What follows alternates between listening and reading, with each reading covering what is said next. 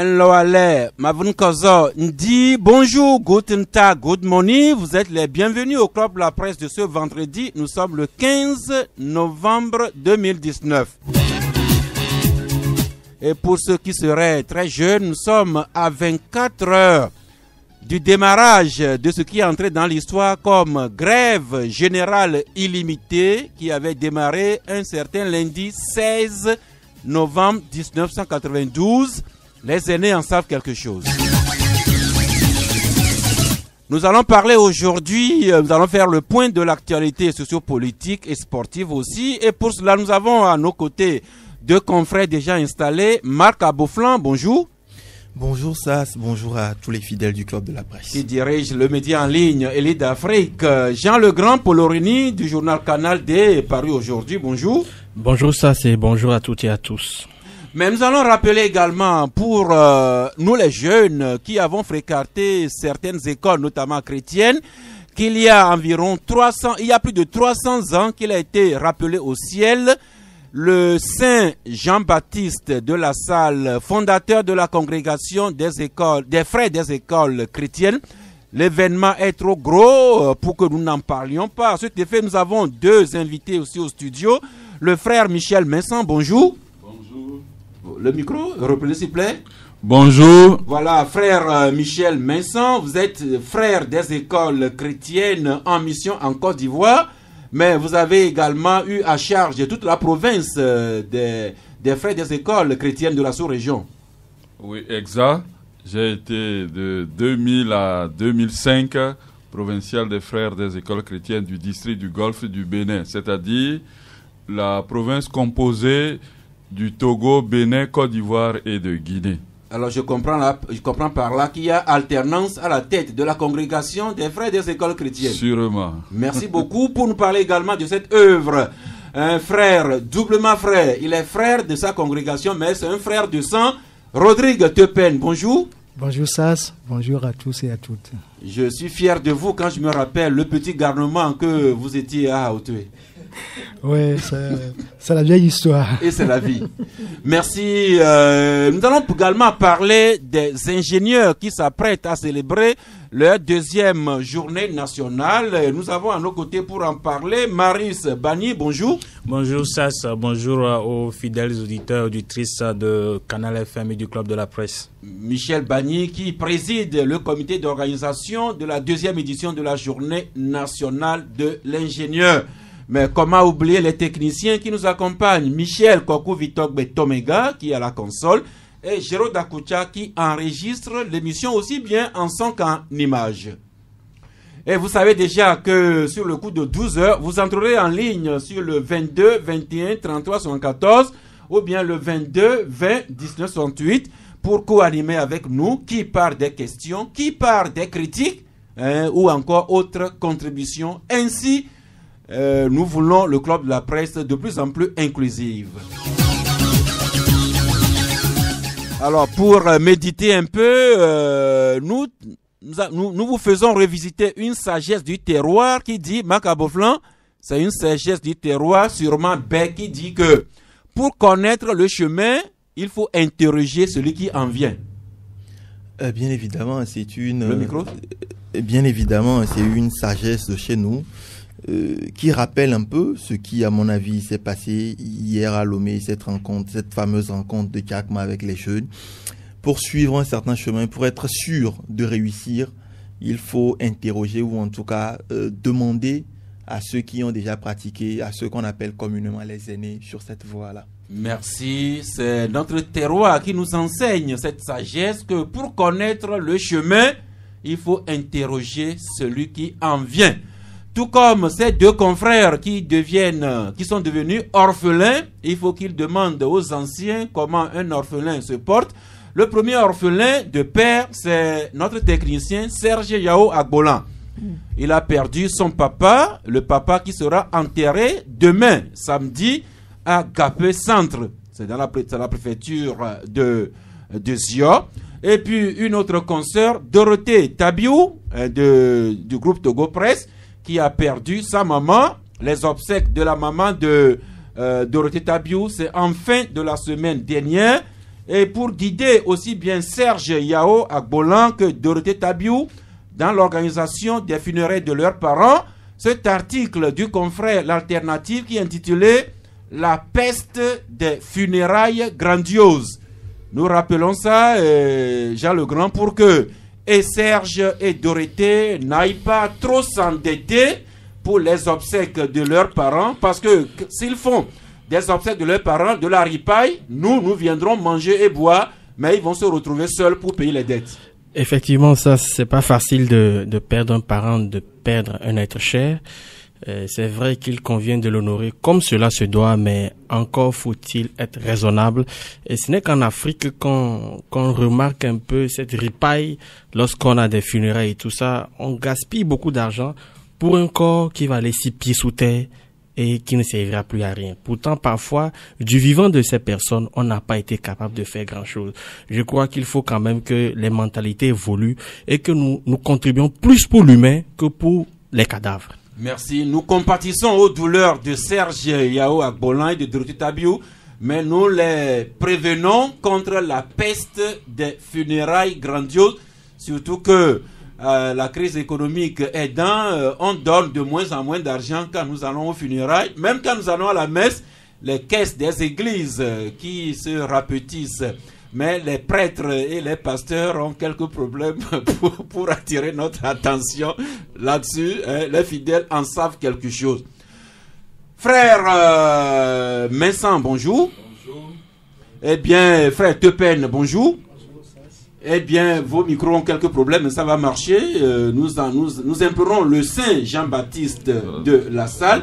Eh bien, frère Messan, le Saint Jean-Baptiste de la salle, il a quitté le monde des vivants un 7 avril 1719. Ça fait plus de 300 ans, mais vous qui êtes les héritiers de son œuvre, vous vous rappelez sa mémoire. Oui, merci monsieur Sat. Jean-Baptiste de la Salle, d'origine française, est né le 30 avril 1651. Et il est rentré au ciel, comme vous venez de le rappeler, un 7 avril 1719. Et c'est ce qui est la raison de notre présence ici aujourd'hui, parce que dans le monde entier, parce que la congrégation des frères des écoles chrétiennes est présente sur les 5 continents, et nous célébrons le tricentenaire de son entrée au ciel. Alors, qu'est-ce qui a fait le parcours de ce saint dont nous célébrons l'entrée au ciel? Il était prêtre et il a commencé une collaboration avec un laïc qui se préoccupait de créer des écoles pour les pauvres. Alors, dedans, il est devenu le responsable de cette école que le laïc avait laissée. Et ainsi, petit à petit, il a fondé une communauté de frères qui s'est dédiée totalement aux écoles. Parce que Jean-Baptiste de la Salle, dans son cheminement avec les laïcs, avait compris que pour une école qui aille bien, il faut des personnes totalement dédiées à l'école. Et c'est ainsi qu'est née la congrégation des frères des écoles chrétiennes en 1686. Oui, et l'œuvre survit à Jean-Baptiste de la Salle plus de 300 ans après, ce qui lui a valu même un honneur dans l'église catholique quand le pape Pie XII a déclaré Jean-Baptiste de la Salle patron de tous les éducateurs. C'était en 1950. Oui, c'était justement à l'occasion de la célébration du tricentenaire de sa naissance sur la terre. Et aujourd'hui, nous célébrons la naissance au ciel. Donc c'est à cette époque que Et Saint Jean-Baptiste de la Salle a été déclaré patron de tous les éducateurs le 15 mai 1950 par le pape Pie XII. Merci. Vous qui êtes un ancien provincial de la congrégation des frères des écoles chrétiennes, voulez-vous nous rappeler quelques écoles de votre œuvre dans la sous-région ici chez nous au Togo? Bon, au Togo, la première fondation des frères au Togo, c'est à Togoville en 1952. Ça a commencé d'abord par une école normale qui est devenue plus tard un collège d'enseignement général. Et après, on avait les 2 cycles, c'est-à-dire du 6e en 3e et de seconde en terminale. Et cette école Saint-Augustin de Togo, non, le collège Togoville, oui, qui a formé une bonne partie de l'intelligentsia togolaise. Celles et ceux qui ont fréquenté cette école, si vous nous suivez, vous avez un coucou du Club de la Presse. Alors, et après le Togoville, les frères ont remonté le Togo pour arriver à Dapaon sur l'invitation de Monseigneur Barthélemy Arion à l'époque, parce que l'évêque disait Dapaon était à l'époque la région la moins scolarisée du Togo. Donc les frères des écoles chrétiennes étaient partis là-bas avec une carte blanche pour développer toutes sortes d'initiatives pour augmenter le taux de scolarisation de la région. On avait commencé par... Les frères étaient arrivés et ont pris attache avec le lycée technique officiel et ils travaillaient tout en analysant le terrain jusqu'à arriver d'abord à la fondation d'un centre de formation rurale où on formait les familles à la culture atelier, et puis après à prendre en charge la gestion des écoles catholiques primaires comme secondaires de la région, et jusqu'à l'arrivée d'un collège, d'abord un collège de 3e degré, Saint-Athanase, et tout dernièrement on a affaire à une ampliation et on a maintenant le CEG aussi. Merci. Eh bien, vous marquez le tricentenaire de la montée au ciel du fondateur de votre œuvre. Rodrigue Tepen, voulez-vous nous rappeler la façon dont vous voulez honorer la mémoire de Jean-Baptiste de la Salle? Merci, Sas. Pour honorer la mémoire de la Salle, les activités, des célébrations ont lieu de par le monde. Et ce n'est pas propre au Togo, ce n'est pas propre à la sous-région. Nous avons par exemple le Congrès mondial sur l'éducation à Mexico, un colloque à Abidjan, toujours dans le cadre de l'éducation. Et pour notre district, nous avons prévu, pour la clôture de ce tricentenaire, une journée de réflexion ayant pour thème la contribution de l'enseignant chrétien à la formation du citoyen. Ce sera à Brotherhood demain samedi 16 novembre à partir de 8h. La journée sera meublée de 3 principales activités. Il y aura des conférences, il y aura une exposition et puis des témoignages. Alors, comme conférence, nous avons la conférence inaugurale qui a pour thème « Contribution de l'Église à l'éducation du citoyen ». Un apport novateur grâce aux enseignants. Cette conférence sera animée par Madame Kwashi Maryse, qui est professeure à l'INSEE, à l'Université de Lomé. Après cela, il y aura la visite de l'exposition. Et ce n'est qu'après la visite de l'exposition qu'il y aura la seconde conférence, qui a pour thème « Valeurs chrétiennes et valeurs citoyennes. Quelle convergence ?» Et cette conférence sera animée par le révérend père Afonion Pierre-Marie Chanel, directeur national de l'enseignement catholique du Togo. Dans l'après-midi, avant le panel, il y aura des témoignages des anciens élèves, des amis, des professeurs, des frères. Le panel sera très intéressant puisqu'il parlera de la condition de l'enseignant chrétien. Il y aura pour modérateur le professeur Goyakwe Michel, du département d'histoire de l'Université de Lomé. Et le panel sera co-animé par la sœur Assivon Louise de Jésus, qui est la directrice générale de ESAG NDE, M. Nao Christophe, le directeur des études de l'ISPSH Don Bosco Lomé, le frère Mapayen Benoît, le directeur du collège Saint-Pierre et Paul d'Anéro, et M. Dika, un inspecteur de l'enseignement préscolaire et primaire. Et le débat général va clôturer la journée et il sera animé par le professeur Agbovi Kwasi Vincent du département de sociologie de l'Université de Lomé. Voilà cette journée de réflexion en hommage et en mémoire de Jean-Baptiste de La Salle. Ce sera au Centre Christ Rédempteur, communément appelé Broda Home ici, toute la journée. Au menu, la conférence inaugurale, visite d'exposition, conférences qui vont tenir sur le thème, comme le frère Tepel l'a rappelé, valeurs chrétiennes et valeurs citoyennes, quelle convergence, des témoignages, et puis le panel qui va tenir sur la condition de l'enseignant chrétien et un débat général. Nous vous en parlions pour que demain, le Centre Christ Rédempteur soit débordé, que nous soyons nombreux à aller écouter toutes ces communications et revisiter un peu l'œuvre de Jean-Baptiste de La Salle. Frère Vincent et frère Tepen, merci d'être venus nous passer cette information, mais vous restez à nos côtés. Peut-être qu'un auditeur, auditrice voudrait revenir sur le sujet et en savoir davantage. Pendant que nous accueillons le troisième confrère invité aujourd'hui, Olivier Adja, bonjour.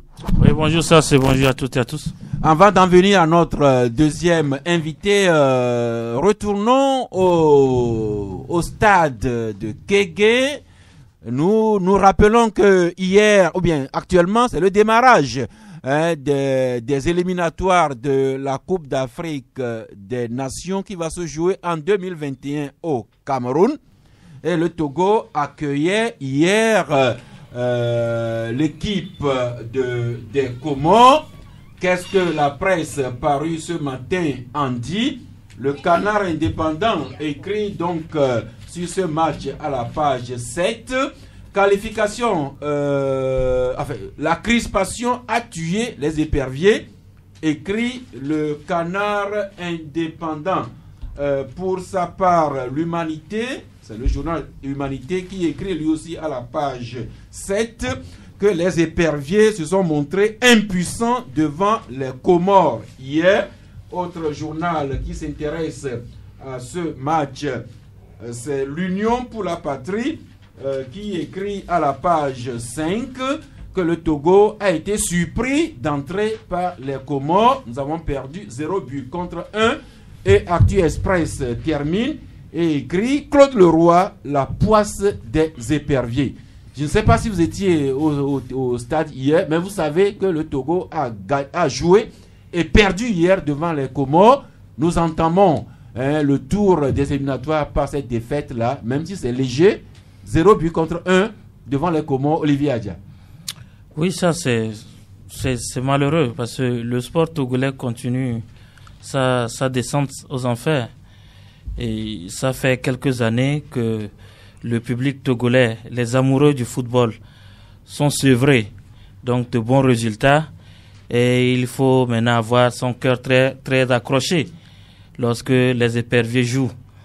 Et pratiquement, on connaît déjà les résultats avant même les matchs. Et ce n'est pas donc ça fait mal en fait. Et il faut dire que moi j'estime, même si la fédération et tous ceux qui entourent Claude Leroy peuvent dire qu'il y a des circonstances atténuantes, moi j'estime que le sélectionneur en est pour beaucoup dans ces piètres performances de nos éperviers. Il faut prendre pour exemple les écureuils du Bénin. Quoi qu'on dise, et on ne veut pas manquer de respect aux Béninois, mais on sait que le football béninois vient de très loin. On connaît les performances du football béninois sur le plan africain. Et ces dernières années ou ces derniers mois, on voit aussi comment le Bénin est en train de faire aussi des performances parce que tout simplement, il y a un certain Michel Dussuyer qui a mis en place une équipe, pas composée de grands stars, mais une équipe qui a une cohésion dans le jeu, une équipe disciplinée, une équipe qui a une ambition, une équipe qui fait face donc à ses adversaires et qui n'est pas ridicule. Mais au niveau du Togo, malgré nos performances, malgré notre Coupe mondiale, malgré nos grands joueurs, je crois que Claude Leroy a montré ses limites. Malheureusement, il s'accroche. Bon, peut-être que c'est l'habitude du pays. Merci, mais on vous dira que c'est pas Claude Leroy qui a joué sur la pelouse hier, plutôt que de s'en prendre à l'entraîneur. Que dire des joueurs qu'on a vus hier sur la pelouse? Macaboflan? Ce qui se passe avec notre équipe nationale est symptomatique de ce qui se passe un peu dans le pays à tous les niveaux. Nous avons un manque criard de résultats à tous les niveaux et ça ne dit rien à personne. Parlons de football. Oui, je suis dans le football et ce qui se passe dans le football, vous savez, avant de parler même de ceux qui ont joué sur le terrain, je pose la question de quelle organisation il y a derrière ça. Moi, je connais des équipes, par exemple le Bénin, dont donnait l'exemple tout à l'heure Olivier, qui a passé 6 mois pour préparer le début de ces éliminatoires. Pour nous, on a attendu 3-4 jours pour réunir les joueurs. Et encore avec quels moyens? Posons-nous les bonnes questions. Claude Leroy, à son arrivée, ce qu'on nous avait promis véritablement, c'était qu'il était spécialisé dans la détection de talents, qu'il allait créer une équipe de jeunes, qui allait soutenir l'équipe nationale. Mais aujourd'hui, combien de jeunes sont partis de zéro pour rejoindre cette équipe nationale-là et qui brillent au sein de cette équipe nationale? Hier même, nous avions suivi cette intervention de Thomas Dossevi qui disait que les jeunes qui ont rejoint l'équipe nationale n'avaient pas le niveau. Les locaux qui ont rejoint l'équipe nationale n'avaient pas le niveau de compétition comme ce qui s'est joué au Comores. Maintenant, on peut dire que c'est une petite défaite et tout, mais commencer ces éliminatoires-là à domicile et les perdre devant une équipe comme les Comores qui ne sont pas une grande équipe, je pense qu'il faut, pas seulement le football, hein, vous prenez tous les secteurs, le basket, on ne joue plus de championnat national, au-delà du sport, vous prenez la politique, vous prenez l'économie, nous avons des problèmes dans tous les secteurs et à mon avis, il faudrait repenser notre modèle de société même si on veut avoir un résultat positif un jour dans le secteur football. Merci. Au plan africain, il y a également des équipes qui ont fait ce qu'on peut appeler les contre-performances. Le Congo démocratique qui a été tenu en échec 0 but partout à domicile devant le Gabon. Le Mali qui a fait également match nul 2-2 à domicile face à la Guinée. Même la Grande Égypte s'en est sortie difficilement par un match nul 1-1 devant le Kenya. L'Égypte et le Kenya qui sont justement nos prochains adversaires. Mais pour revenir au match d'hier, Jean le Grand Polorini, le match des éperviers devant les Comores. Ça fait quelques années que je ne suis plus fan des éperviers parce que j'ai été tellement déçu à maintes reprises. Je suis plutôt un observateur attentiste actuellement. Mais la situation de Claude Leroy nous amène tous à avoir des interrogations.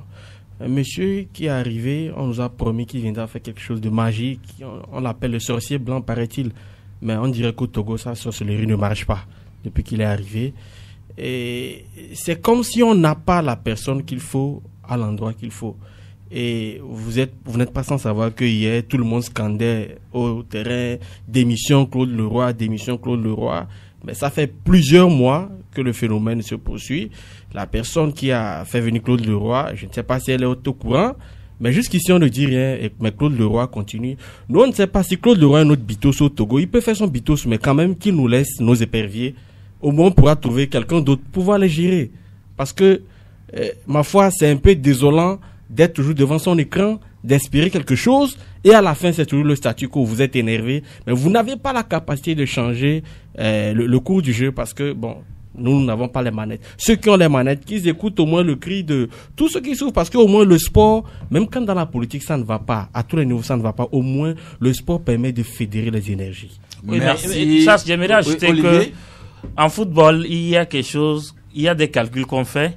Dans notre poule, par exemple, il y a l'Égypte, vous l'avez rappelé, il y a le Kenya, il y a les Comores et puis il y a le Togo.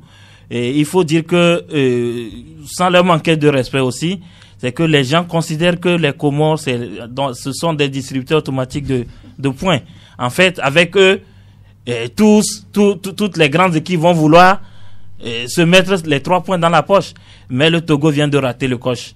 Maintenant, à domicile, en plus. Et on va rencontrer bientôt l'Égypte qui voudra récupérer ou bien se rattraper de son mauvais pas de la première journée, et après le Kenya qui voudra aussi faire mieux. Donc je crois qu'on a très mal débuté ces éliminatoires, mais peut-être la défaite en soi n'est pas un problème, mais c'est comment dire, la performance et le signal que ça nous donne. C'est-à-dire, on voit que l'avenir n'est pas prometteuse. On ne peut pas faire mieux que ce qu'ils ont fait. Ça veut dire qu'on est désabonné à la défaite. Et à la fin, Claude Laurent nous a promis qu'il est arrivé pour quoi? Pour nous qualifier pour la CAN de 2017, si je me trompe. Par hasard, on a été en 2000 pour 2017. Par hasard, je dis bien, c'est un pur hasard. Les 2 ans qui ont suivi, on n'a pas été. Et cette année, ça commence encore très mal. Donc, l'avenir n'est pas du tout prometteuse pour le football togolais, malheureusement. Merci. Le Togo qui vient de griller un joker, ce qui rend l'avenir vraiment plus sombre, pas très prometteur, mais peut-être que ça va plutôt aiguillonner les acteurs de football à aller de l'avant. Jean Legrand dit quelque chose. Peut-être que à la tête des éperviers, on n'a pas the right man at the right place, pas le bon homme à la bonne place. Peut-être qu'il faudrait aux éperviers un ingénieur de football. Je ne connais pas encore d'ingénieur de football, mais je connais des ingénieurs mécaniciens, électriciens. Marius Bani, bonjour. Bonjour, Sassero, bonjour. Je crois qu'effectivement, on mettait les ingénieurs comme coach, que vous verrez que nos victoires seraient, on va les cumuler, ce sera mécanique parce que c'est de la stratégie. Vous-même, nos ingénieurs, les routes et les bâtiments que vous nous construisez, heureusement pour vous que ce n'est pas le débat aujourd'hui, Marius. Ah non, ça c'est un autre problème. Oui, c'est vrai que c'est un autre débat. Oui. Les routes qui sont construites, est-ce que ce sont par vous les ingénieurs? Pas des entreprises. Maintenant, qui utilisent des ingénieurs? Quels ingénieurs? Des ingénieurs que je connais. La question se trouve à ce point-là. Quels ingénieurs et dans quelles conditions? Ça, c'est autre chose. Page là, prochainement. Venons-en donc à la 2e édition des journées que vous, les ingénieurs, vous organisez incessamment. Tout à fait. Il y a eu une première édition qui a donné un succès plutôt au-delà de nos attentes. Et donc, ça nous conforte pour rééditer l'événement. Puisque ça fait déjà très longtemps, une organisation des ingénieurs, ça n'existait pas en tant que tel, et nous l'avons mis en place l'année dernière, et donc nous avions fait cette première journée. Et pour cette 2e édition, nous voulons en fait continuer dans la foulée que nous avons entamée. Autrement dit, comme la sagesse du terroir nous l'enseigne, pour connaître le chemin, interrogeons celui qui en vient. Alors, vous qui venez de la première édition de la journée des ingénieurs, voulez-vous nous rappeler ce qui a été fait à cette époque? La première journée, c'était l'année dernière, les 7 et 8 décembre dernier, et donc autour du thème l'ingénieur dans le développement du Togo. Et donc il y a eu au cours de 2 journées des discussions, une conférence débat. Il y a eu une exposition des œuvres et réalisations des ingénieurs togolais.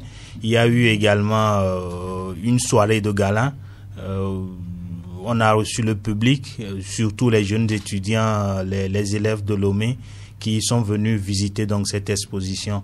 Et après, au sorti donc de cette première journée, et nous avons été énormément sollicités à divers niveaux, et Dieu faisant, nous avons pu quand même répondre aux différentes sollicitations, et nous avions compris aussi que l'attente de la place que doivent jouer les ingénieurs au sein de la cité, cette attente est énorme, et donc diverses sociétés, d'autres institutions, nous sommes allés à leur rencontre. Et donc cela nous conforte donc pour rééditer la chose et pouvoir, parce que quand on parle en fait de développement, il faut une synergie, on va dire, de différents acteurs, et dont les ingénieurs, mais surtout les pouvoirs publics qui donnent les orientations, les sociétés. On a fait la semaine du secteur privé, on l'a constaté, les sociétés qui sont sur la place, mais aussi ce qu'on oublie souvent, c'est les institutions qui font la formation, parce que quand on veut y aller, il faut de la ressource humaine, de qualité. Je suis plutôt heureux que on parle d'école et puis de 300 ans de Jean Lassalle ce matin. Et donc voilà le sens dans lequel nous pensons qu'il faut installer les choses pour que le Togo aille vers un développement harmonieux. Et quelle surprise nous promettez-vous pour la 2e édition? Pour cette année, il y aura 3 panels de discussion autour de 3 sous-thèmes. Le thème, déjà, c'est l'ingénieur face aux défis du développement du Togo. Parce que nous parlons de développement et à l'heure où le PND est sur toutes les lèvres, nous pensons qu'il y a un défi qu'il faut relever. Et donc, les 3 panels, il y a un premier qui va s'atteler sur la place des ingénieurs dans les projets structurants du PND. Parce qu'on a vu qu'il y a des projets prioritaires. Nous voulons comprendre quelle est la contribution que nous pouvons apporter déjà sur ces projets et quelles sont les conditions d'élaboration, où est-ce qu'on en est aujourd'hui et voir quelle partition nous pouvons jouer. Le deuxième panel donc va s'atteler autour du développement en fait des PME PMI au Togo, parce que tout le monde le reconnaît, on le comprend, que pour aller réellement à ce développement-là, il faudrait qu'on ait une bonne croissance des PME PMI. Comment on crée une société aujourd'hui au Togo? Comment est-ce qu'on monte un plan d'affaires? Comment est-ce qu'on mobilise les financements? Comment est-ce qu'on gère un projet? Et nous allons en discuter avec les ingénieurs. Et le troisième panel, le thème, c'est quelle formation d'ingénieurs pour relever les défis d'aujourd'hui et de demain. Nous sommes à une ère où on parle de développement durable et on parle de sauvegarde de l'environnement, on parle du numérique, on parle de digitalisation, etc., etc. Quelle formation il faut pour les ingénieurs aujourd'hui pour qu'ils puissent jouer correctement leur rôle? Et en dehors de ces panels, nous aurons spécialement pour cette deuxième édition des consultations gratuites à l'endroit des populations. Des gens ont des projets qui ont de la difficulté à réaliser. Des gens ont des maisons qui sont en train de se fissurer et d'autres ont eu déjà des incendies dans leurs maisons parce que les installations électriques n'ont pas été bien faites. Il y a tout ce qu'on dit aujourd'hui, le développement de l'agriculture. Les gens peinent à pouvoir donc mener leurs projets. Et donc au cours de ces journées-là, nous ouvrons donc des équipes où ceux qui le désirent peuvent venir se faire consulter et autour de leur projet. Nous aurons également au cours de cette édition un atelier spécial que nous voulons faire à l'endroit de ceux qui ont des projets, mais qui sont des ingénieurs, des projets de développement dans divers domaines. Et donc nous invitons les institutions de finances, nous invitons également des investisseurs qui seraient particuliers, privés, et les business angels comme on les appelle, et à venir pour pouvoir découvrir donc les projets de ces ingénieurs-là et voir comment ils peuvent les accompagner. Il y aura également un job dating pour ceux qui cherchent un emploi, que ce soit des ingénieurs ou non, certains qui veulent donc rentrer dans une société d'ingénierie. Et donc il y aura également l'exposition des œuvres, que ce soit des ingénieurs ou de leurs partenaires. Eh bien, des ingénieurs qui vont se retrouver pour parler en langage savant de leurs thèmes techniques, mais également cette ouverture que vous faites à la population de vous approcher des consultations. Pour vous approcher, quelqu'un veut construire un bâtiment, comment s'y prendre avec les ingénieurs, les installations électriques et consorts. Oui, et bien tout cela, ce sera quand et où? Les 13 et 14 décembre à Lomé, à l'hôtel de février de Lomé, comme nous l'avons fait l'année dernière. Merci, le Club de la Presse. Nous savons toujours annoncer avant terme les grands événements. Venons-en maintenant à la politique avec le sujet numéro 1 sur la place, c'est l'élection présidentielle qui aura lieu au Togo. D'après le calendrier indicatif que la Cour constitutionnelle nous a indiqué, ça devra se situer entre le 19 février et le 5 mars. Mais attendons que le gouvernement nous situe par un décret, comme il a été fait dernièrement, sur la période et les modalités de la révision des listes électorales. Mais d'ici là, qu'est-ce qu'on peut dire sur cette élection? Je me réfère à vos journaux. Togo Matin, par exemple. Mais avant la une des journaux, Olivier a rappelé que en Conseil des ministres tenu le mercredi dernier, le gouvernement nous a situé par décret sur l'ouverture, la clôture de la révision des listes électorales. Ce sera, vous nous rappelez les dates, s'il vous plaît? Moi, je n'ai pas retenu les dates. Eh bien, ce sera du 29 novembre au 1er décembre. Absolument, donc du 29 novembre au 1er décembre, 3 jours je crois, la révision va donc se dérouler sur tout l'ensemble du territoire. On a dit c'est en une phase unique. Et qu'est-ce qu'il faut dire d'autre que le gouvernement, la CENI est en train de faire son travail. Mais en face, il y a aussi l'opposition qui demande, qui continue par demander à ce que ça ne soit pas une révision, mais que ça soit plutôt un recensement et que ça puisse prendre du temps. Donc on comprend bien ce qui explique cette exigence. C'est le fait d'abord que l'opposition s'est rendue compte que son appel de 2018 pour le recensement a eu pour effet l'appel de l'opposition à l'époque au pour le boycott donc du recensement a eu pour effet que ses partisans et une grande partie de la population ne s'est pas recensée, et on a vu les conséquences pour les élections locales où les gens ne sont pas mobilisés dans certains fiefs de l'opposition, alors que le parti au pouvoir a fait le maximum de voix parce que ceux-là qui sont partisans du parti au pouvoir s'étaient fait recenser. Donc le problème de recensement se pose parce que il y a encore beaucoup de Togolais qui sont sous le carreau. Moi, personnellement, j'aurais bien aimé qu'on puisse faire un recensement pour permettre au maximum de Togolais de se recenser, parce que c'est un devoir civique, hein, c'est un devoir pour chaque Togolais de voter, mais avant d'accomplir ce devoir, il faut disposer de la carte donc d'électeur, et c'est le recensement qui le permet. Mais on est sur le terrain politique, les calculs entrent en jeu et on verra celui qui va gagner cette fois-ci. Peut-être que les éperviers ne gagnent pas, mais sur ce terrain, il y a toujours un gagnant, un perdant. Merci beaucoup. Donc, comme Olivier l'a dit, comme le rappelle le journal L'éveil de la Nation, en lieu et place du recensement intégral que souhaitent diverses forces de l'opposition, on obtient plutôt une révision des listes électorales. Ce sera du 29 au 29 novembre au 1er décembre. Et la CENI, qui s'y est déjà préparée, a fait appel à candidature pour le recrutement des opérateurs de saisie. Lesquels opérateurs de saisie ont été formés et je crois qu'ils seront incessamment déployés sur l'ensemble du territoire national. C'est tout cela que nous résume le journal Togo Matin, qui écrit à la page 3, présidentielle 2020, l'opposition dans l'attentisme, le gouvernement avance. Et nous parlions tantôt du Conseil des ministres qui avait pris des décrets pour les démembrements de la CENI et également l'ouverture de l'opération des listes, de révision des listes électorales. L'Union pour la patrie nous rappelle que c'est un total de 46 CELI que nous aurons au plan national, 46 CELI. Et dans les ambassades pour la diaspora, ce sera 6 seulement, 6 commissions électorales d'ambassades indépendantes. Et l'Union nous en donne la précision. Il y aura Paris pour les électeurs de France, Washington pour les Togolais de la diaspora aux États-Unis, Kinshasa pour la République démocratique du Congo, Libreville pour le Gabon, Abuja pour le Nigeria et Rabat pour le Maroc ou le Maghreb.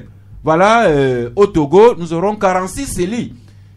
Et pour la diaspora, Jean le Grand Popoloni, il n'y a que 6 pays retenus.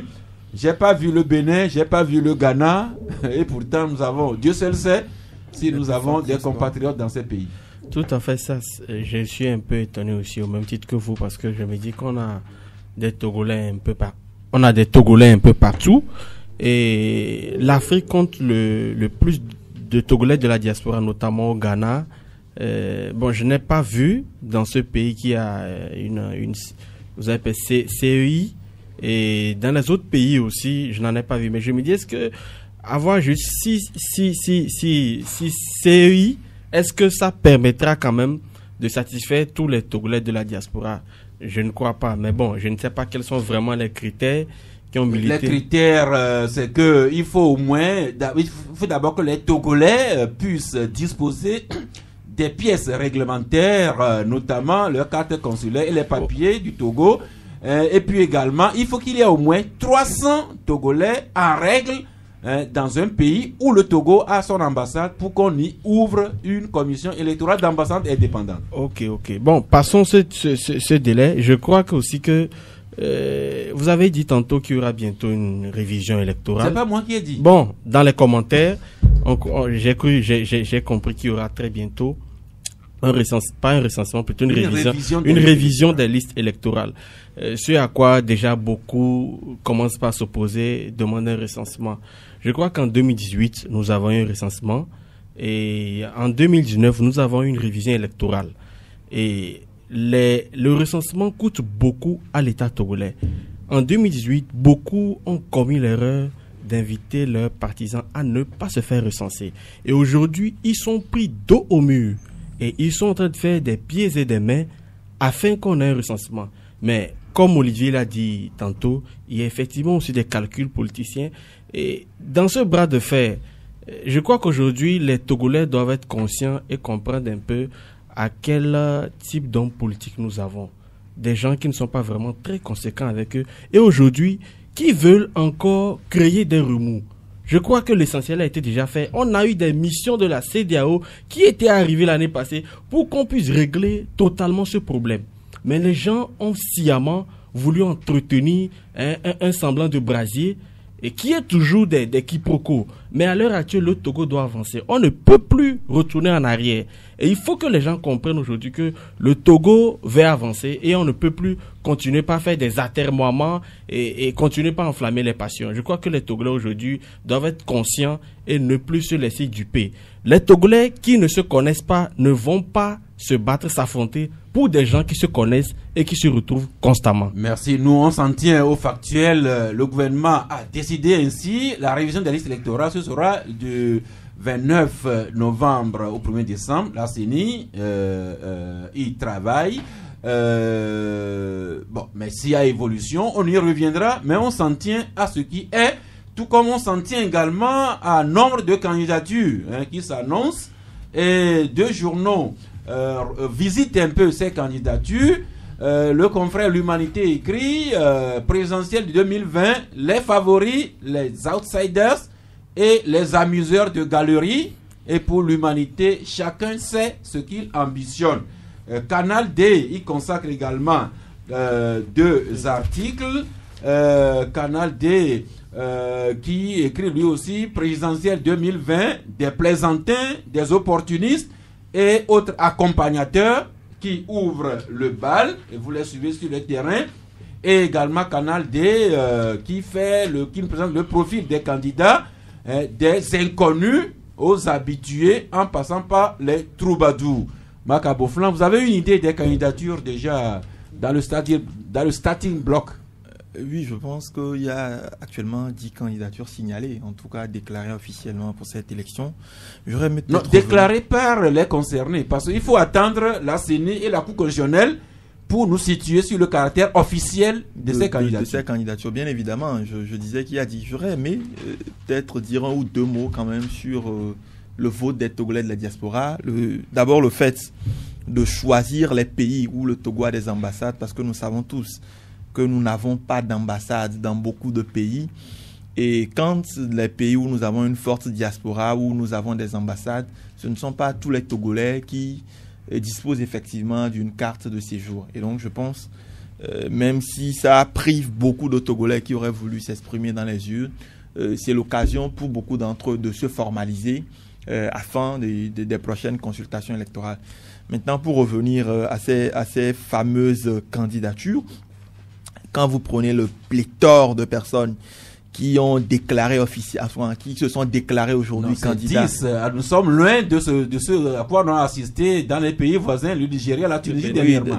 Nous n'en sommes qu'à 10 pour le moment. Oui, nous n'en sommes qu'à 10, mais eu regard aux dernières élections présidentielles, je pense que le chiffre le plus élevé, en tout cas comme on a connu depuis 1998, c'est 6 candidats. Et donc déjà à 10, alors que pour le moment, nous n'avons pas encore de candidats unir et bien d'autres formations politiques n'ont pas encore déclaré leur candidature. C'est vrai, comme le soulignait tout à l'heure Canal D, il y a beaucoup qui se disent eux-mêmes accompagnateurs, d'opportunistes. Je n'en trouve pas, mais c'est vrai qu'il y a sur la dizaine beaucoup de plaisantins, parce que beaucoup savent qu'ils n'auront même pas 1% à ces élections-là. Beaucoup savent, parce que aller à une élection, ce n'est pas seulement se déclarer candidat, mais c'est de faire un travail de terrain pour être connu des populations.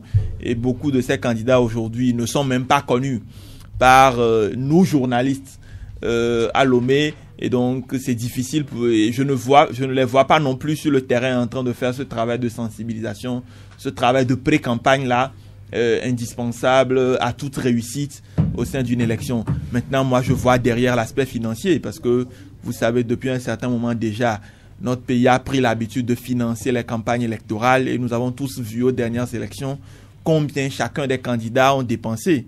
Et donc, une fois qu'ils prennent ce financement pour les campagnes électorales et ce qu'ils peuvent glaner ça et là pour financer cette élection, c'est une manne financière considérable qu'ils peuvent, en tout cas, qu'ils peuvent organiser comme bénéfice au sortir de cette élection. Je pense que c'est dans cette logique qu'il y a beaucoup, parce que quand vous les prenez, il y en a même qui déclarent qu'ils savent qu'ils sont candidats, qui savent qu'ils n'ont aucune chance de gagner, qu'ils connaissent même déjà celui qui va gagner, mais qui sont candidats quand même. C'est dire le niveau de plaisanterie auquel les gens... peut-être, mais on peut également y voir que les élections ne laissent pas les Togolais indifférents. Disons plus qu'il y a un certain engouement autour de cette élection, tellement d'engouement que il y a des signes contraires dans le sens de la façon dont les choses se font. Olivier a déjà vous rappelé ce que Agboyome Kodjo a dit ce week-end en accusant le gouvernement de conduire le processus de façon unilatérale.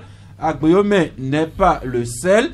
Il y a également le mouvement des forces Vive Espérance pour le Togo qui exige un fichier électoral fiable, d'autres conditions que vous connaissez très bien. Il y a également l'Alliance nationale pour le changement qui réclame de bonnes conditions d'organisation. Il y a également le groupe autour de Monseigneur Kodjo, les forces démocratiques, qui demandent purement et simplement l'arrêt de tout le processus, sans oublier le PNP et son président, Tikpi Achadam, dont d'aucuns disent qu'il s'apprêterait à appeler les populations à descendre dans les rues pour protester contre tout cela. C'est dans cette ambiance-là que nous avons accueilli la mission conjointe Nations Unies CEDEAO dans nos murs cette semaine. Non, oui, je crois que cette mission avait son utilité parce que ça, elle a donné l'occasion aux leaders de l'opposition d'avoir des interlocuteurs à qui donc exprimer leurs attentes et leurs inquiétudes. Nous avons vu Maître Agboibo, il est allé, il a dit ce qu'il pensait du processus. Il y a eu le groupe parlementaire Net PDP et avec Djeritama et ses amis qui sont allés, qui ont dit ce qu'ils pensaient. Et il y a aussi d'autres groupes comme l'ANC, etc. Donc, il fallait que cette mission arrive. Mais la mission a également rencontré les autorités officielles. Absolument. Donc, publiquement, la présidence de l'Assemblée nationale. Absolument. Donc, je crois que c'était une très bonne démarche. Et peut-être la question que nous, on se pose et de façon légitime, c'est pour quel résultat? Parce que une chose est d'écouter les autres, une chose est de permettre aux gens de s'exprimer, et l'autre chose qui est plus importante, c'est de trouver des solutions aux inquiétudes qui ont été posées. Donc c'est là où la question dont se pose, parce que la CEDEAO, l'ONU, ils ont l'habitude de faire des missions, ils ont l'habitude de venir, de discuter, mais à la fin, et ce que nous craignons en tant que citoyens, ça arrive toujours, c'est-à-dire des élections avec des lendemains heurtés. Et nous ne voulons plus ça. Maintenant, entre Togolais... Il faut rappeler que depuis 2005, avec la pique de ces centaines de morts, depuis 2005, on n'a plus connu d'élections présidentielles ou législatives trop émaillées de sang.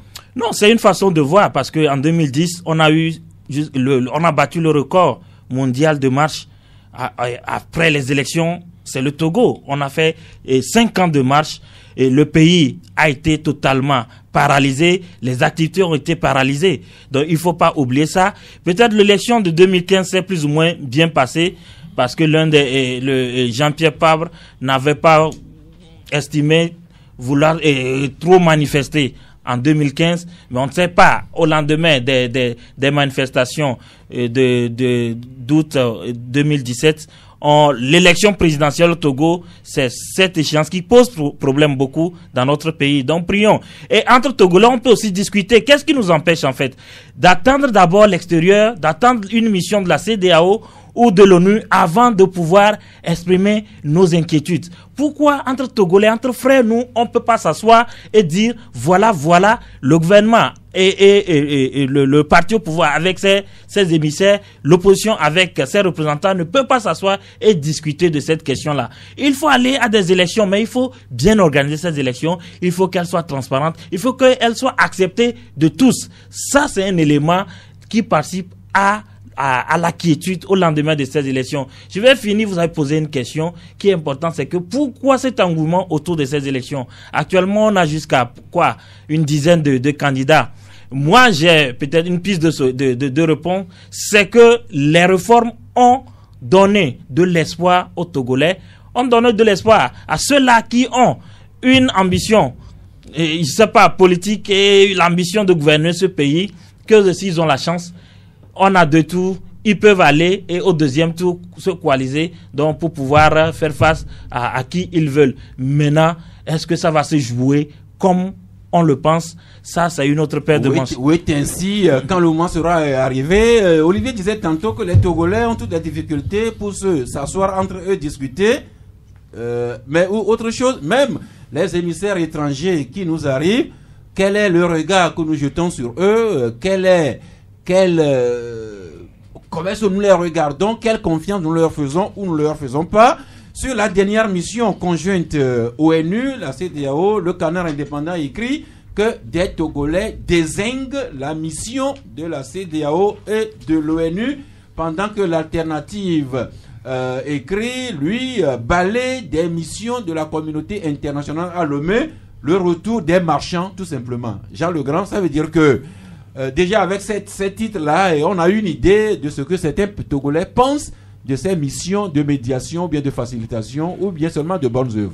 Oui, vous savez, il y a une partie des Togolais qui ont longtemps espéré l'alternance, et il se fait qu'à chaque rendez-vous électoral, c'est les mêmes personnes, en l'occurrence Ibn Chambas et compagnie, qui reviennent.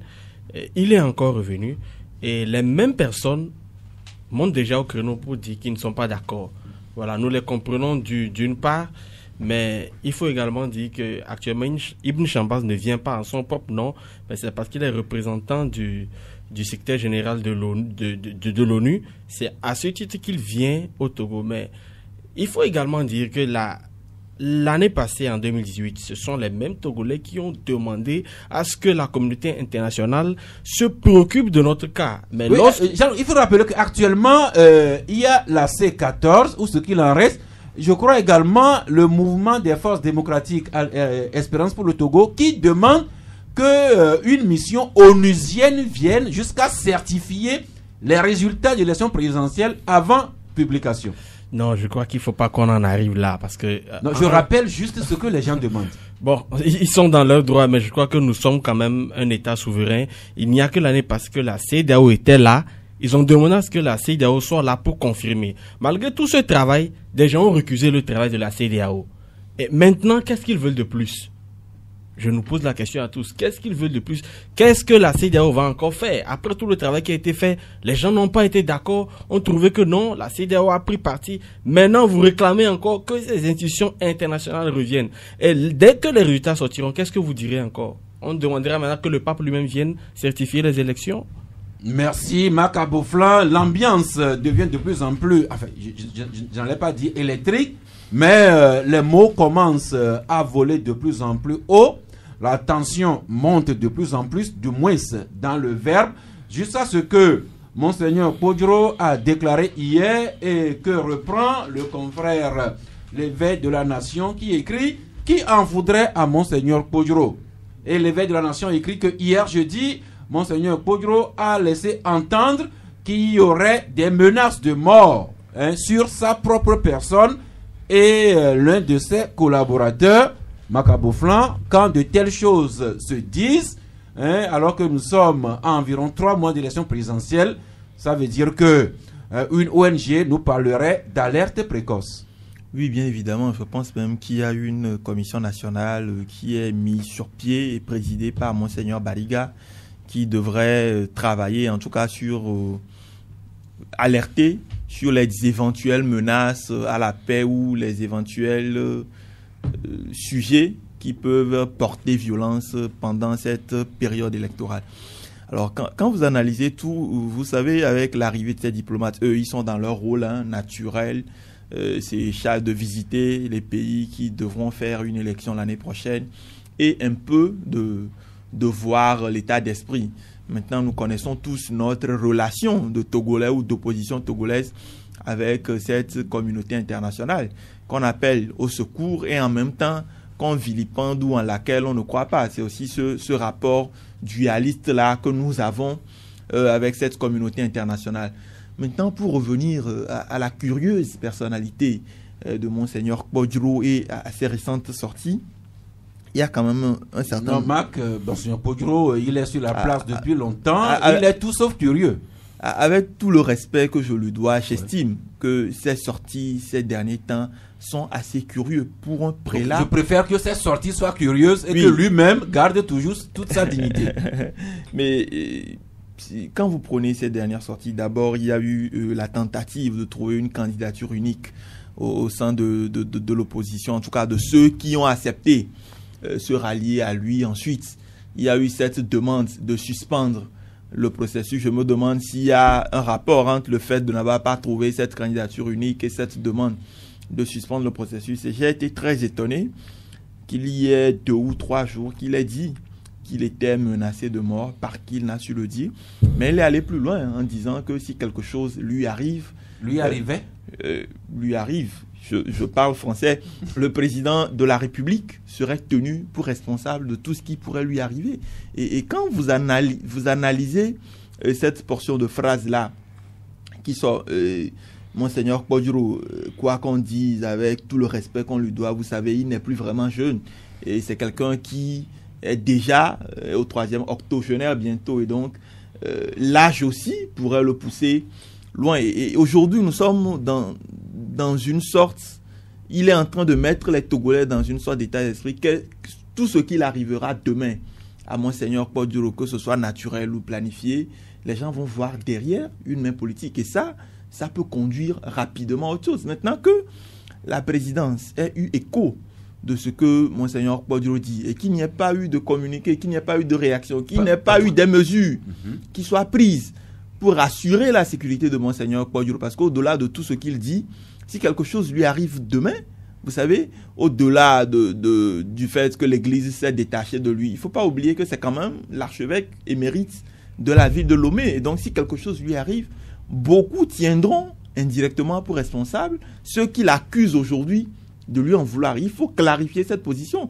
On peut reprocher au prélat un certain nombre de choses, mais je pense quand même que dans le contexte actuel, il est en train de lui-même mettre de l'huile sur le feu. Et si on ne le recadre pas rapidement, j'en appelle aussi à la responsabilité de l'Église elle-même, de la conférence épiscopale du Togo, parce que récemment, nous l'avons vu sortir un communiqué, mais qui, à mon avis, n'a pas eu le mérite d'être assez clair pour Monseigneur Kpodjoro et son entourage. Et donc, il faudrait aujourd'hui interpeller et l'Église et les premiers responsables de la République pour qu'on puisse faire quelque chose pour que ce genre d'activité n'amène justement pas à la délire. Merci. Il faut rappeler que dans une de ces dernières déclarations, la conférence épiscopale du Togo a dit que certaines sorties de Monseigneur Kpodjoro ne relèvent que de sa propre personne et pas au nom du collège des évêques. Mais comme Marc l'a dit, nous sommes en période électorale et quand certaines choses se disent, quand la tension monte ainsi, pour une élection présidentielle, nous en parlons pour que les esprits plus avertis prennent la chose. Une ONG dont je suis proche, WANEP par exemple, le réseau ouest-africain pour l'édification de la paix, a un mécanisme d'alerte précoce. Dans certaines circonstances, quand certaines choses se disent, quand certaines déclarations se font et quand certains actes se posent, les grandes personnes de la maison devrait arrêter de montrer indifférent. Moi, j'estime que Monseigneur Kpodjoro est en train de mener une lutte pour d'abord la transparence des élections, mais aussi pour trouver ou bien donner à l'opposition toutes les chances de remporter l'élection de 2020. Ça, c'est un élément et on estime que c'est une lutte noble. On ne critique pas cela. Mais au même moment, vu son âge et vu sa carrure, vu son histoire dans le processus démocratique du Togo, je crois qu'il y a un certain nombre de déclarations actuellement qu'il devrait pouvoir se priver de faire. Parce que moi, je n'ai pas les éléments qu'on le menace pas. D'accord? Mais je crois qu'il y a des canaux Et au niveau de l'église catholique, c'est une église qui a une diplomatie aussi poussée que des grands États par qui pourrait passer pour se prémunir, parce que ces déclarations, il a des gens qui l'aiment, il a je dis partisans entre guillemets, mais qui peuvent aussi se braquer et armer les esprits et les cœurs. Donc je crois qu'il a un rôle très important à jouer, et il est en train de le faire, mais il doit accompagner cela d'une certaine diplomatie et d'une certaine retenue. Merci. Comme nous parlons de Monseigneur Podio, nous allons terminer notre revue de presse avec la une de votre journal Jean-Laurent Polori, Canal D. Vous êtes revenu sur une mesure que la direction des cultes a prise dernièrement. Une église, vous écrivez, purge salutaire des centres de culte au Togo. L'église Esiché fermée pour abus de confiance, escroquerie, moralité douteuse, atteinte aux bonnes mœurs, viol, harcèlement, etc. La litanie n'est pas des meilleures. Elle n'est pas des meilleures, ça. D'abord, je tiens à féliciter les autorités, parce que lorsqu'une autorité fait quelque chose qui est bien, il faut encourager. Mais lorsque c'est mal aussi, nous dénonçons souvent. Depuis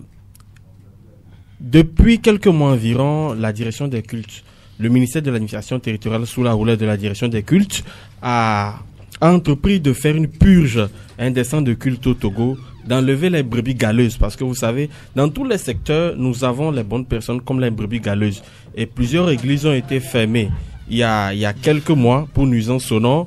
Cette fois-ci, c'est l'église Esiché qui a fait les frais, mais pas pour nuisance sonore, mais c'est parce que plusieurs plaintes et des poursuites judiciaires ont été entreprises contre cette organisation religieuse et son leader. Il vous souvient qu'il y a un prophète qui se fait appeler prophète Maranatha, qui s'appelle Saturnin Mugonga, un Gabonais d'origine, qui est installé au Togo depuis 2010-2011. Et il opérait, je rappelle que l'église n'a pas de base juridique, pas de récépissé. Donc, il opérait sur un site à Davier. En 2014, il a été incarcéré avec son épouse à la prison civile de Lomé, suite à plusieurs plaintes qui ont été déposées contre lui, parce qu'il y avait beaucoup qui se plaignaient, qu'ils ont été escroqués à but de confiance, et la litanie s'ensuit. Il a passé 41 mois en prison, et il a été condamné à 48 mois avec 7 mois avec sursis. Et il a été expulsé du Togo. Il n'avait plus droit de mettre pied au Togo pendant 5 ans.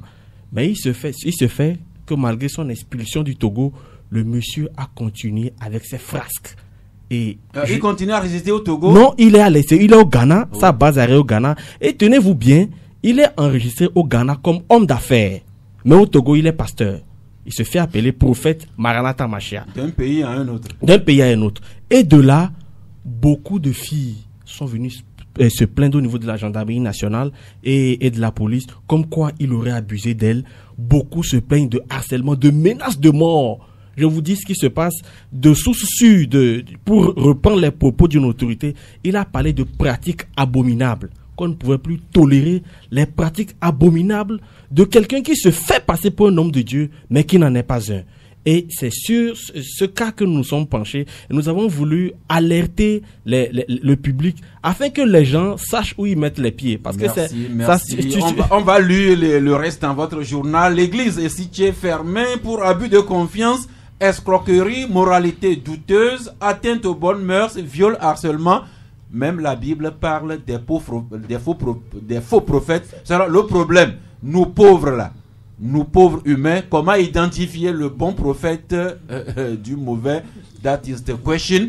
Nous sommes vendredi, c'est une tradition. Nous ouvrons le week-end sur des événements beaucoup plus heureux.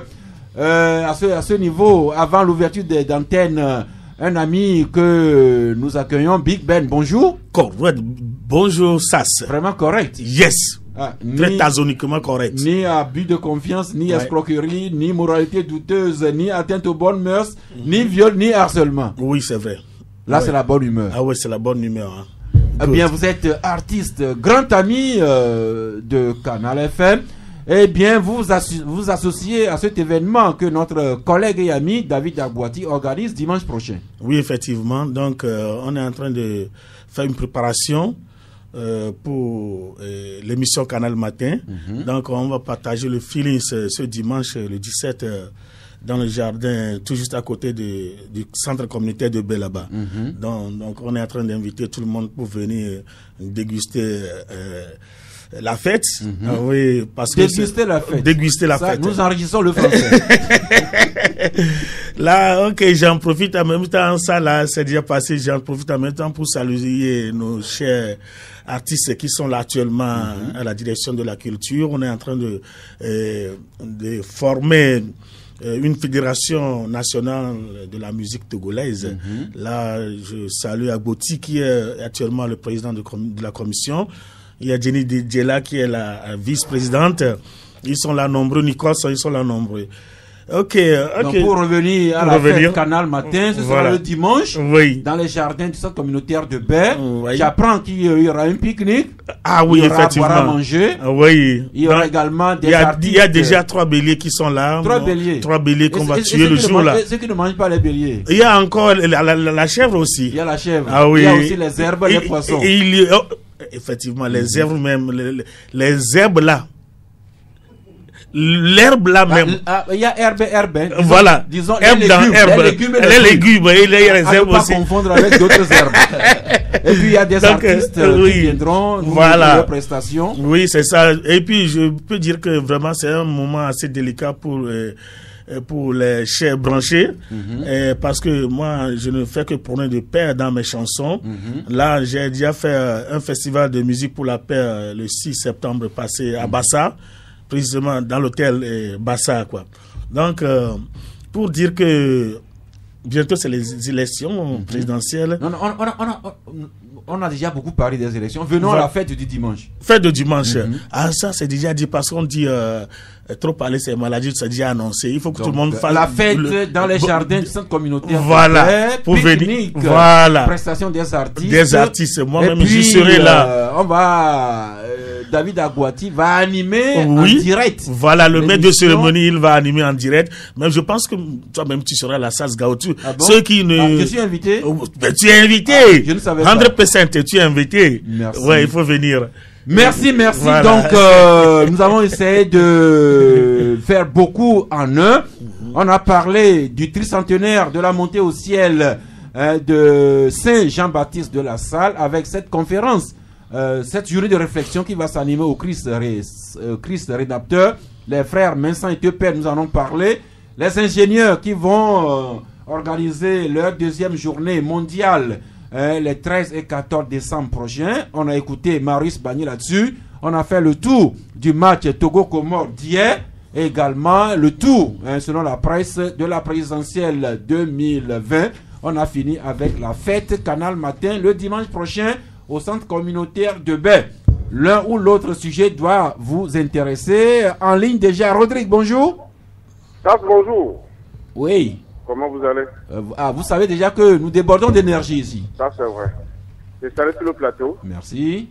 Je voudrais juste intervenir aujourd'hui sur le sujet sportif. Hier, franchement. Vous étiez au terrain ou bien accroché à votre radio hier? J'y étais. Au terrain? Si. Merci d'avoir payé le ticket. Claude Leroy doit partir.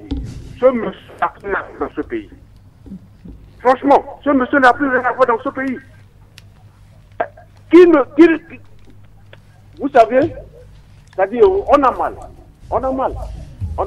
Rodrigue, faites attention, vous n'allez pas piquer une crise à cause de Claude Leroy, s'il vous plaît. Ça, c'est vrai. Vous voyez, ma maman et puis ma grand-mère sont auprès de moi ici, sont en train de rire. C'est pas possible. Faites attention, soyez là. Pour veiller sur votre maman et votre grand-maman. Oui, mais franchement, mais qu'est-ce que ce monsieur nous veut? Ça suffit. Il n'a qu'à aller. Qui sont ceux qui l'ont fait venir?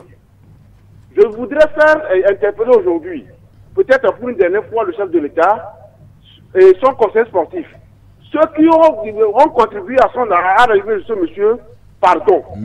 Merci. Rodrigue, votre santé me tient beaucoup à cœur. Souffrez que je vous arrête là et que nous passions à Kamba de Djidjolé. Bonjour, monsieur Sass. Oui, bonjour Kamba. Bonjour à tous ceux qui sont là-bas. Oui. Oui, moi je voulais intervenir par rapport au processus électoral. Oui. Je me dis que les nerfs sont tendus et tout le monde est au créneau. La seule chose qui est mieux de faire, c'est que tous les partis s'asseyent et trouvent un terrain d'entente pour une organisation meilleure, succincte de cette élection, pour qu'on n'ait plus de morts à compter dans cette année et dans l'année 2020. C'est ce que j'ai à dire. Merci beaucoup. De peur à tout le monde et beaucoup de courage à tous les acteurs politiques. Merci. Je rappelle que nous sommes dans la dynamique du tricentenaire de la mort de Jean-Baptiste Lassalle.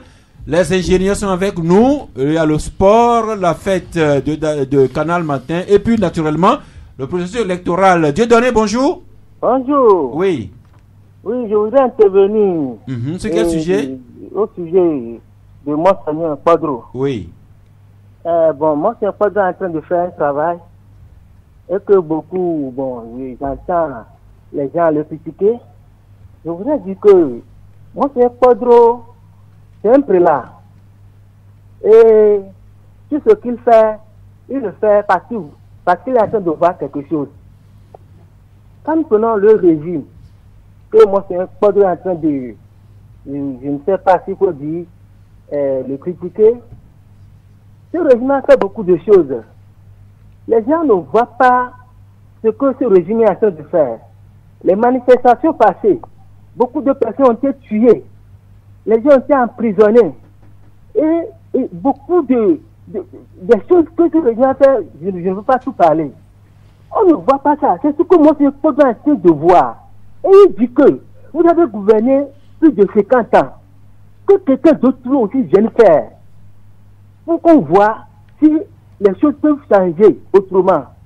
Et quand il est en train de voir l'âge que cette personne a, il a vu beaucoup de choses que même les journalistes qui sont là-bas, les situations qui sont en train de le critiquer, parce qu'il est en train... Merci Dieudonné. Et vous savez que la presse relaie au jour le jour les déclarations de Monseigneur Padro. Et comme c'est une question publique, souffrez également que nous partagions avec vous les avis des gens qui ne sont pas d'accord avec Monseigneur Padro. Ainsi va la démocratie dans le débat contradictoire. Johannes, bonjour. Bonjour, monsieur Saf. Oui. Bonjour au plateau. Oui. J'espère que vous allez parler d'autre chose que les élections. Ceux qui risquent de piquer des AVC à cause de Claude Leroy, je leur dis tout juste de prendre leur mal à patience.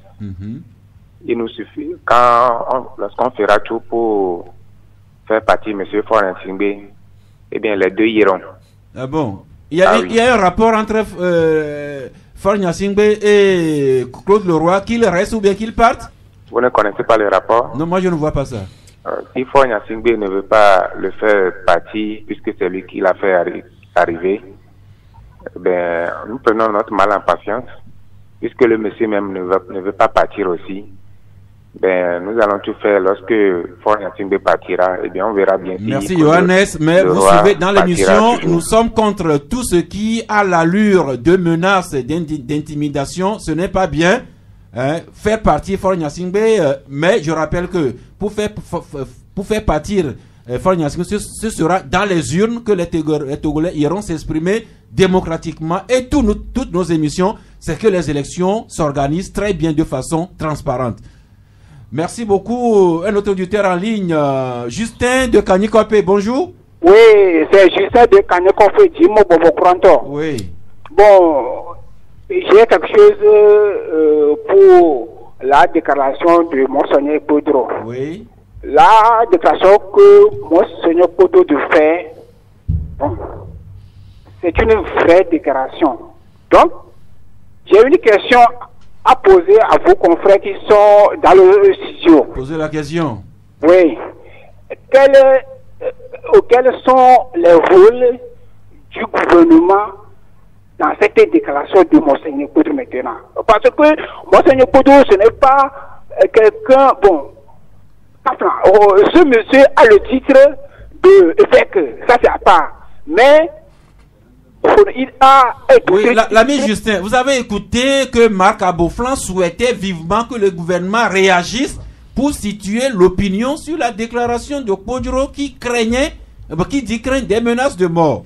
Ok, Vous avez écouté Marc Aboflan qui a déjà dit ça. Oui, donc j'apprécie sa déclaration. Est-ce que ce gouvernement peut faire ça? Oui, c'est ça que moi je dis. Merci. Nous sommes au Togo, quoi. Oui. Merci. Bon. Sans commentaire, nous passons plutôt au suivant. Le temps que je retrouve dans mes papiers. Edouard, bonjour. Bonjour, Charles. Vous êtes à Déticopé? Oui. Oui, nous vous suivons. Oui, bon, je voudrais dire, le Togolais manque vraiment de civisme. Vous voulez diminuer un peu le bouton de votre poste récepteur? Oui. Nous, tout le monde veut parler de Monseigneur Pedro. Vous pouvez demander à vos enfants de se taire un peu, s'il vous plaît? Oui. Ok. Père de famille nombreuse, mais nous voulons quand même bien écouter. Oui. C'est que nous devons savoir que Monseigneur Pedro, c'est un homme de Dieu. Et si nous retournons dans la Bible, Dieu nous dit que celui qui disperse n'est pas pour lui, mais celui qui rassemble est pour lui. Monseigneur Pedro, son rôle, c'est de rassembler tous les Togolais. Maintenant, quand il prend d'autres, il veut créer un candidat unique. Qu'est-ce qu'il fait? Il rassemble les Togolais ou bien il les disperse. C'est ça. Retournons à la Bible. Faut pas qu'on dise, moi, ça déclaration est bonne. C'est pas ça. Merci, l'ami Edouard. Nous écoutons maintenant Kodjo. Bonjour. Oui, allô, bonjour. Oui. Je salue vos invités. Nous vous saluons en retour. Oui, au Togo, nous tous, nous voyons tout ce qui se passe. Quand les journalistes accusent une autorité de la place, on les assigne en justice ou bien on porte plainte contre eux. Et nous avons vu la route Lomé.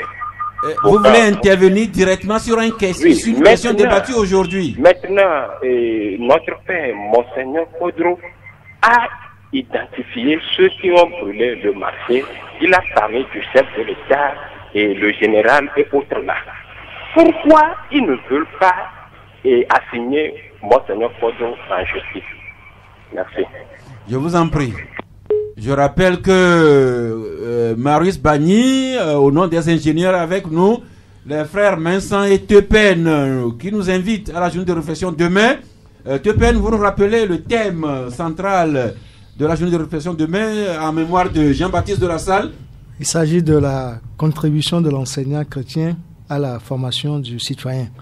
Le citoyen togolais, quel est l'apport de l'enseignement et de l'enseignant chrétien à la formation du citoyen togolais? Ce sera demain au centre Christ Rédempteur. Tout à fait. Merci beaucoup. L'auditeur en ligne, bonjour. Bonjour, monsieur John. John, oui. Je voulais intervenir à propos du faux prophète là. Pardon? Je voulais intervenir à propos de ce faux prophète là. Je ne sais pas s'il est faux prophète, mais c'est Canard Indépendant qui parle de l'église Essitché. Plutôt Canal D. Je faisais partie de son église. Vraiment, c'est quelqu'un qui nous a escortés. Il vous a? Qui nous a escortés. Escroqué? Oui. Oh, vous parlez bien de l'église Essitché? Oui. Ah. Moi, j'avais ma maison à côté, j'ai une ferme, je levais les porcs, les poules. Ce monsieur, il m'a rendu visite, il dit qu'un chrétien ne lève pas les porcs, de les vendre. J'ai vendu, j'ai pris l'argent, la monnaie. J'avais acheté un poulitank pour faire forage. J'ai pris donné. Donné à qui? Là-bas, lui-même. Est-ce qu'il vous avait forcé à donner?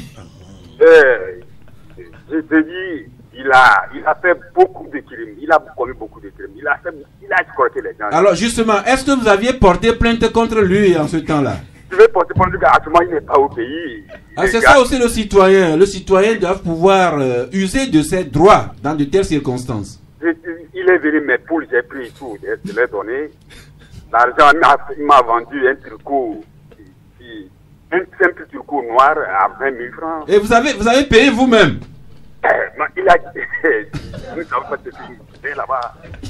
Il s'est couché avec des femmes. Aujourd'hui, les gens témoignent comme le journaliste. Merci. Je pense que comme citoyen, vous devriez toujours porter plainte contre ce monsieur. Et j'espère qu'avec retard, vous allez vous rattraper. On va terminer avec l'ami Edem. Bonjour. Edem, il a dû partir. Merci. Abonné. Oui, bonjour. Oui, nous clôturons avec vous. Ce témoignage que l'autre auditeur faisait, ça fait rire, mais par moments, ce sont des envoûtements. Hein. Ah bon? C'est après que tu te rends compte que ces choses se passent. Moi, je me faire deux analyses, s'il te plaît. Oui, allez-y. La première analyse, est-ce que nous sommes permis de faire des captons? Non. Captons. Non. Ok. Pour Claude Leroy, en question, moi, j'aimerais que Akpovi, c'est lui le président de la fédération, qu'il démissionne. Pourquoi je dis pour qu'il démissionne? Pour irresponsabilité. Parce que, oui, vous aimez qu'on soit courtois. Oui. Mais quand quelqu'un ne fait pas son travail, son job, il faudrait qu'on le lui rappelle. Qu'il démissionne. Parce que Claude Leroy n'est pas hiérarchiquement à la tête de Akpovi. Comme Akpovi a l'habitude de mater son petit frère Abalo, Dossé, pour résultat, et à la fin même, on s'en rend compte qu'il ne le paie pas, il faudrait qu'il puisse mater aussi Claude Leroy. S'il n'arrive pas à le mater, c'est là où moi je le traite d'irresponsable, qu'il va démissionner. Et la démission continue vers le ministère qui s'en charge du sport. Pour irresponsabilité aussi. Si lui aussi ne peut pas faire, qu'il démissionne. Et si les deux là n'arrivent toujours pas à faire, hiérarchiquement on peut tomber sur le chef de l'État parce qu'on a crié chez lui de nous trouver notre entraîneur. Lui aussi ne le fait pas. Et hiérarchiquement on peut s'attaquer à lui pour que politiquement, comme les gens le disent, 2020, on peut régler son cas. Oui. Et au-delà du chef de l'État? Au-delà du chef de l'État, le public sportif est là. On va jouer sans entraîneur. Où est le problème? Et au-delà du public sportif? Au public sportif, et nous avons notre joie, comme en 2006, en 2008 et consorts. Merci. Deuxième chose, vous permettez, c'est par rapport à la politique. Un de vos confrères a dit qu'il y a beaucoup de plaisantins. Ça, jusqu'à présent, ils sont tous plaisantins. Moi, je précise, ils sont tous plaisantins. Parce que vous savez que vous allez affronter quelqu'un qui dit 3 mandats pour une démocratie, c'est bon, et il faut faire 2 ou 3. Et c'est la personne avec la réforme, ou bien une nouvelle constitution qui veut faire un 4e mandat. Et vous voulez combattre cette personne-là dans les yeux. Vous êtes des plaisantins. Merci beaucoup. Plaisantins donc pour tous. Merci pour vos diverses contributions. Nous aurions souhaité que vous embrassiez toute la palette des sujets que nous débattons. C'est vous qui nous accusez de parler trop politique, alors que dès que nous ouvrons l'antenne, 90% des interventions nous ramènent toujours à la politique. Ainsi va le Togo, dirait-on. N'est-ce pas, Marius Bani? Oui, je pense qu'on devrait parler beaucoup moins de politique dans le pays, plus de développement et mettre les ingénieurs au centre de ce développement-là pour que, justement, on parle de moins en moins de politique. De toute façon, vous-même, déjà, vous vous mettez au centre de nos préoccupations. Oui, mais il y a d'autres acteurs avec lesquels on devrait être en lien. Nous faisons notre part. Nous pensons qu'il y a une synergie qu'il faudrait y avoir entre les ingénieurs, les pouvoirs publics, le secteur privé, quand on parle de la Chambre du commerce, le Conseil national du patronat, et aussi les institutions de formation technique et professionnelle, pour que réellement on puisse impulser le développement du Togo. Donc les ingénieurs qui tiennent la deuxième édition de leur journée, ce sera les 13-14 à l'hôtel de février. Vous l'avez dit, vous nous rappelez les thèmes? Le thème central de cette année sera l'ingénieur face aux défis du développement du Togo. Donc les 13 et 14 décembre 2019 à l'hôtel de février. Avec des panels qui vont s'organiser et également une ouverture au public. On pourra vous approcher, vous soumettre certaines de nos préoccupations quotidiennes. Tout à fait, puisqu'il y a un site web sur lequel tous ceux qui désirent déjà s'inscrire. Il y a une plateforme sur le site web www.jni.tg où les gens peuvent aller, ceux qui veulent par exemple soumettre leur CV pour participer au job dating, ceux qui veulent avoir une consultation gratuite, ils peuvent se préinscrire donc sur le site web et puis on va organiser tout ça. Merci. Demain, à l'occasion du tricentenaire de la montée au ciel de Jean-Baptiste de la Salle, fondateur de la congrégation des frères des écoles chrétiennes, cette journée de réflexion qui va s'animer à Brodahome, Et frère Tepen, vous introduisez cette journée de réflexion avec une citation de Jean-Baptiste de la Salle lui-même. Tout à fait. C'est pourquoi je voudrais compléter Maurice en disant que le développement, ce n'est pas... C'est aussi l'éducation d'abord. C'est d'abord l'éducation. Parce que tous les pays développés ont été des pays qui ont d'abord développé l'éducation. Parce qu'il n'y a rien qui puisse se faire sans l'éducation. Alors, cette éducation, si elle est encore complétée par des valeurs religieuses, je ne veux pas dire chrétiennes, vis-à-vis de l'altérité, tout ce qui est autre que moi, mais qui m'amène à penser le développement autre que matériel, ça fait que l'éduqué est complet. Et c'est cela que nous visons. L'éducation, pas seulement humaine, mais aussi vers l'altérité. Et c'est tout cela que nous allons penser demain. Et c'est pour cela que nous invitons le public demain à penser à l'espoir est permis parce que Jean-Baptiste de la Salle lui-même écrivait déjà, je cite, « Dieu veut que tous les hommes parviennent à la connaissance de la vérité et il, c'est-à-dire Dieu, ne peut pas le vouloir sans donner aux enfants des maîtres qui contribuent à l'exécution de ce dessein. » Citation de Jean-Baptiste de la Salle. Donc, cette journée de réflexion avec des conférences, des panels et un débat, une exposition demain au Centre Christ Rédempteur. Merci au frère Michel Messan, vous qui êtes frère des écoles chrétiennes. Vous êtes en poste en Côte d'Ivoire, mais vous êtes venu pour cet événement demain. Oui, et je rejoins mon confrère pour dire que il ne faut pas, dans toutes nos activités humaines, se comporter comme si l'homme était un être en pièces détachées. Alors, le politique qui fonctionne sans penser à l'ingénieur, et l'ingénieur qui fonctionne sans penser aux journalistes, le journaliste qui fonctionne sans penser aux enseignants.